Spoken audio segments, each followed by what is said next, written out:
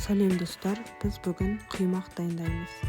Ол үшін бізге 3 жұмыртқаны салып, жақсылап араластырамыз. Жұмыртқаны араластырып алған соң үстіне 1 шымшым тұз және 1 шымшым ас содасын саламыз. 100 грамм қант қосып, жақсылап араластырып, қант толық ерігенше араластырамыз.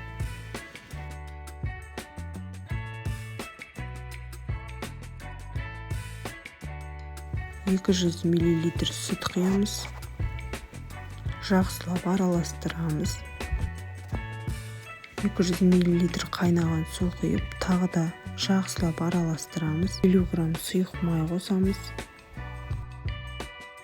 1,5 стакан ұн саламыз және жақсылап араластырып, біркелкі болғанша араластырамыз және қызып тұрған табаға осылай пісіріп аламыз. Құймағымыз өте дәмді шығады. Мінекей осындай болды және салмасына мен нутелла мен банан қостым.